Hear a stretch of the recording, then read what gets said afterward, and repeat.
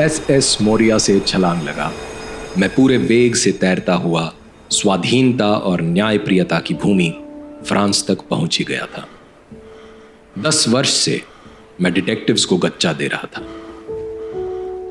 लेकिन नियति की योजनाएं अलग थी। मैं विनायक दामोदर सावरकर। इतिहासकारों ने मुझ पर हिंदुत्व की समराग्नि प्रसारित करने के अलावा कायर होने के आरोप लगाए हैं। विविध क्रांतिकारी गतिविधियों में लिप्त होने के दोष में 25 वर्ष का एक, ठीक उसके बाद 25 वर्ष का दूसरा, कुल जमा 50 वर्ष कारावास मुझे काले पानी में दिया गया। कदाचित अंग्रेज भी पुनर्जन्म में विश्वास करने लगे थे। अंडमान ले जाने से पूर्व मुझे ठाणे जेल में रखा गया। उसी जेल में लॉर्ड मिंटो के काफिले पर बमकांड के संबंध में मेरा 17 वर्षीय अनुज नारायण राव भी कैद था। पर अंग्रेज अधिकारियों ने हमें मिलने नहीं दिया, यह जानते हुए कि यह हमारी अंतिम भेंट हो सकती थी। शायद अंडमान में आजीवन कारावास झेल रहे मेरे क्रांतिकारी अग्रज बाबा राव से मैं मिल पाऊं। काले पानी से 1000 में 10 कैदी भी वापस जीवित नहीं लौटते थे। हमें अपनी अंतिम यात्रा पर जाते हुए बहुत लोग देख रहे थे। मेरी शव यात्रा सफल हो जाती यदि उनमें से एक भी कह देता कि जाओ भ्राता जाओ, तुम्हारी प्रतिज्ञा मैं पूरी करूंगा। मातृभूमि को दासत्व से मुक्त करने की प्रतिज्ञा, 16 वर्ष की आयु में ली गई प्रतिज्ञा, जिसे पूरा करने के लिए मैंने तिल भंडेश्वर की गलियों में आधुनिक भारत की पहली सीक्रेट सोसाइटी बनाई, मित्र मेला, जो आगे चलकर अभिनव भारत में रूपांतरित हुई। बैरिस्टर की उच्च शिक्षा प्राप्त करने के लिए 1906 में मैं इंग्लैंड पहुंचा और मेरा मुख्य मंतव्य था अभिनव भारत के लिए सामरिक सहयोग प्राप्त करना। अंग्रेज घाघ कूटनीतिज्ञ थे। पैसिव रेजिस्टेंस करके उनसे छिटपुट रियायत ही प्राप्त की जा सकती थी, स्वराज्य कभी नहीं। मैं ये धारणा प्रचलित करना चाहता था कि जैसे मजीनी ने इटली को सशक्त क्रांति कर स्वतंत्र एवं संगठित किया, वैसे करना भारत में भी संभव है। 1857 में इस दिशा में पहला प्रयास किया जा चुका था। वो कोई आम बगावत नहीं थी, अपितु स्वराज और स्वधर्म के लिए लड़ा गया पहला युद्ध था। सार्वजनिक स्मृति में 1857 की क्रांति को अपने वास्तविक रूप में स्थापित करने के लिए मैंने the Indian war of independence of 1857 पुस्तक लिखी। राजद्रोह के भय से कोई भारतीय प्रकाशक छापने को तैयार न था और हमने जर्मनी में प्रकाशक खोज निकाले। हमारे संगठन के नेटवर्क की प्रभावकारिता बढ़ रही थी।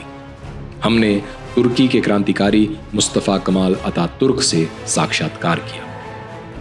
वास्तविक युद्ध अनुभव प्राप्त करने के लिए हमारे संगठन के लोग मोरक्को में स्पेनिश उपनिवेश के विरुद्ध रिफ जनजाति के सशक्त विद्रोह में शामिल हुए।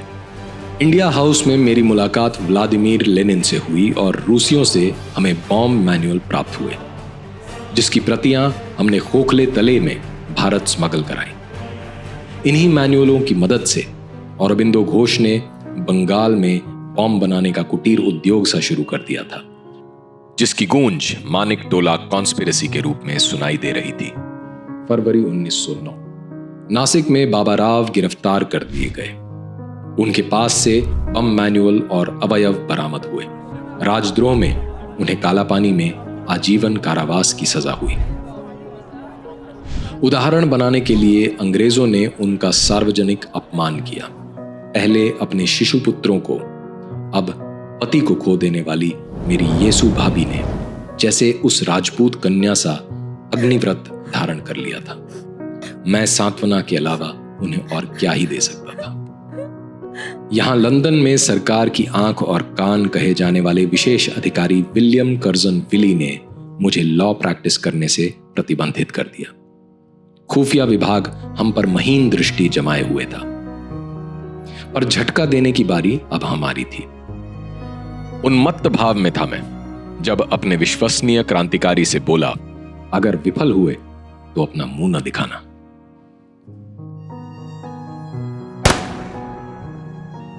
30 जून 1909 रात 8 बजे, जहांगीर हॉल। कर्जन विली को गोली मार दी गई, पॉइंट ब्लैंक। वो विश्वसनीय क्रांतिकारी कोई और नहीं, मदन लाल ढींगरा था। अब कहने वाले ये कहते हैं कि मैंने ढींगरा को अपनी अंधी निष्ठा में सम्मोहित कर लिया।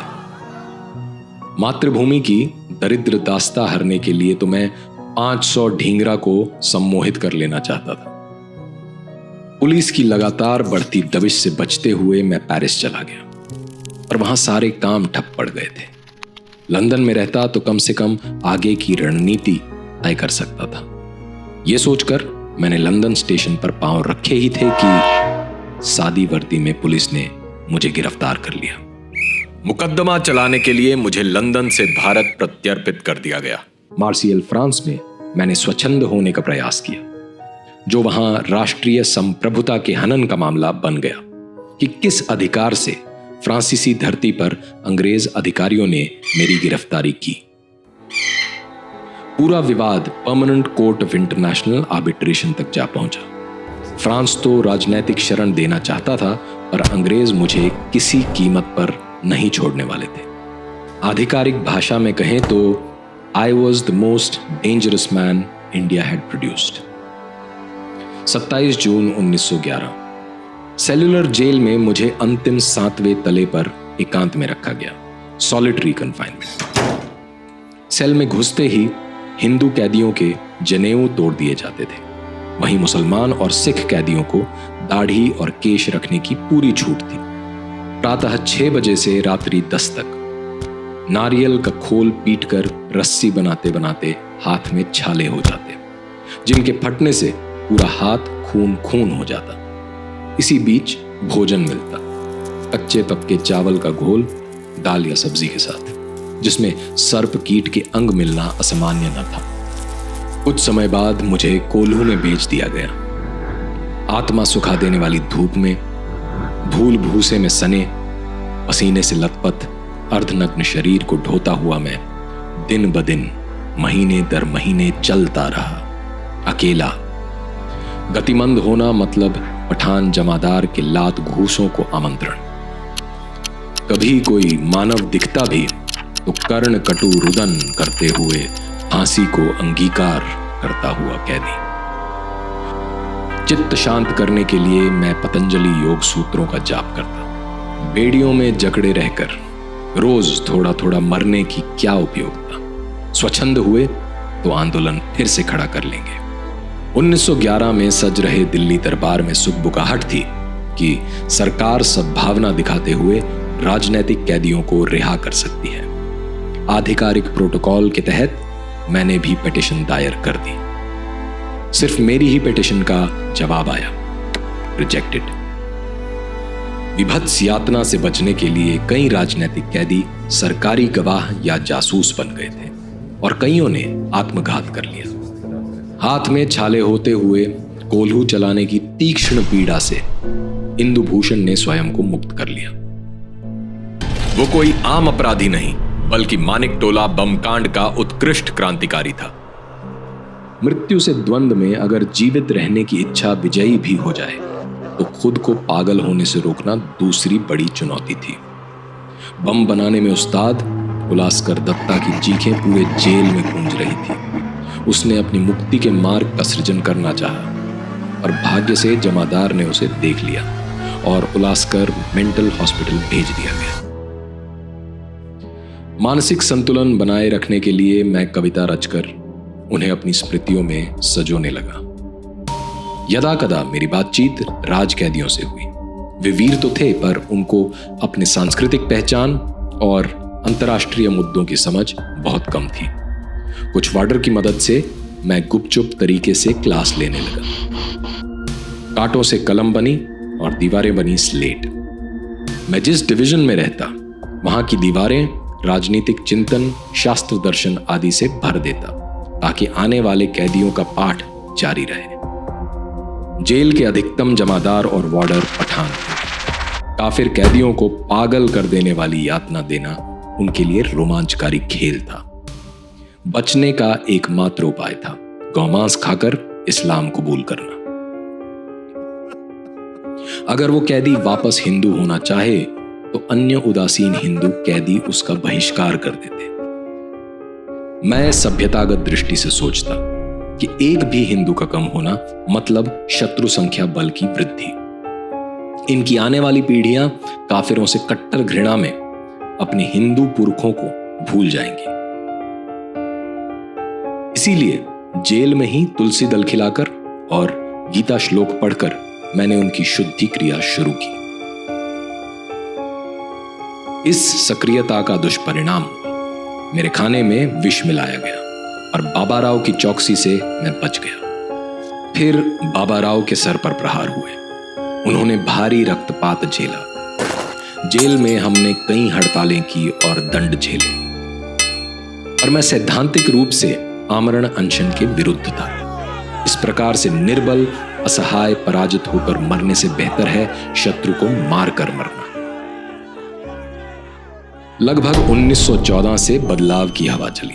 हमें अतिश्रम साध्य कार्य जैसे कोल्हू से मुक्त कर दिया गया और मुझे यानी father of unrest in Andaman solitary cell में ही रखा गया। जर्मनी और ब्रिटेन के मध्य विश्व व्यवस्था पलट देने वाले युद्ध में अब भारत भी खींचा जा चुका था। जर्मनी की तरफ से अब ओटोमान शासित तुर्की भी महायुद्ध में कूद गया। क्या महाशक्तियों की भिड़ंत से उत्पन्न हुए राजनैतिक उहापोह मुसलमानों को पैशाचिक अवसर प्रदान नहीं करता कि वो अफगानिस्तान और मध्य पूर्व से जत्थों को बुलाकर भारत में इस्लामिक राज्य बनाने की कवायद करें? उनकी वफादारी खलीफा के लिए थी ही। दूरस्थ परिणामों से व्यग्र मैंने राजनैतिक कैदियों की रिहाई के लिए पिटीशन लिखी। खबर थी कि जर्मन मदद से मेरे पुराने क्रांतिकारी साथी अंडमान पर बमबारी कर मुझे छुड़ाना चाहते थे। सेलुलर जेल की किलेबंदी कर मुझे कड़ी निगरानी में रखा जाने लगा। मेरे अग्रज बाबा राव बेड़ियों का भार ढोते हुए कठिन श्रम करते करते बस 44 किलो के रह गए थे। उन्हें टीबी भी हो गया था। डायरिया भी अनवरत चल रहा था। मुझे कुछ पचता ही नहीं था, तो मैं बस पानी के साथ चावल खाता। विष्ठा में रक्त आने लगा था। वजन बस 48 किलो का रह गया था। एक के बाद एक व्याधि मुझ पर आक्रमण कर रही थी। मलेरिया होने से नस नस शिथिल हो गई थी। लगा जैसे कि मृत्यु निकल चुकी है मेरे देह का नैवेद्य लेने के लिए।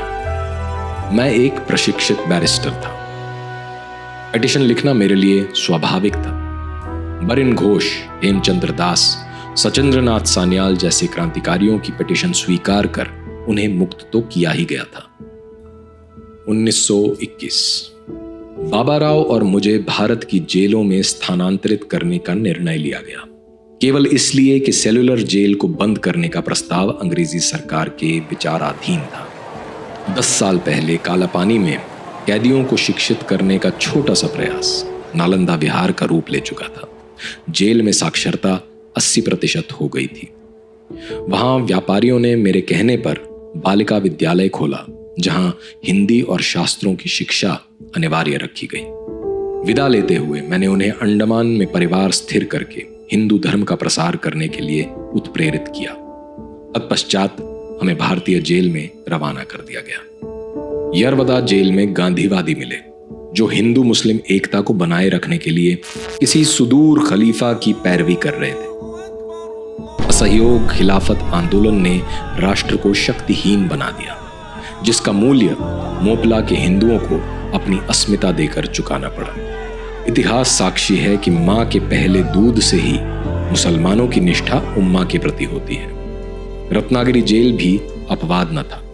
वहां भी मुसलमान वार्डन यातना देकर धर्मांतरण कर रहे थे और मैंने पुनः शुद्धि क्रिया शुरू की। खीजे मुसलमानों ने हिंदुओं पर आकस्मिक हमला कर जेल में दंगे करने का प्रयास किया। बदले में संगठित हिंदुओं ने उन्हें विधिवत चोटें दी। संगठित हिंदू, ये शब्द सुनकर ही गांधीवादियों की भ्रिकुटी तन जाती थी। चर्चा के दौरान मैंने सामाजिक ऐतिहासिक तथ्य और तर्क देकर कई गांधीवादियों को दिवा स्वप्न से जगा दिया कि संगठित हिंदू समाज ही अपनी पुण्य भू, पितृभू, मातृभू की रक्षा कर सकते हैं। साबरमती जेल में बंद बाबा राव का अंत समय निकट जान पड़ता था। सरकार उन्हें कैद में नहीं मरने देना चाहती थी। सितंबर 1922 को उन्हें रिहा कर दिया गया। 13 वर्ष के बाद। रत्नागिरी की काल कोठरी में बंद मैं सप्त सिंधु और सिंधु सागर मध्य स्थित भूमि के वैदिक, आर्य समाजी, खालसा, लिंगायत आदि मत पंथ की एकल सभ्यतागत पहचान पर चिंतन लिपिबद्ध करने लगा। भारत के सहस्त्र वर्षों के समाज इतिहास का सार संग्रह हिंदुत्व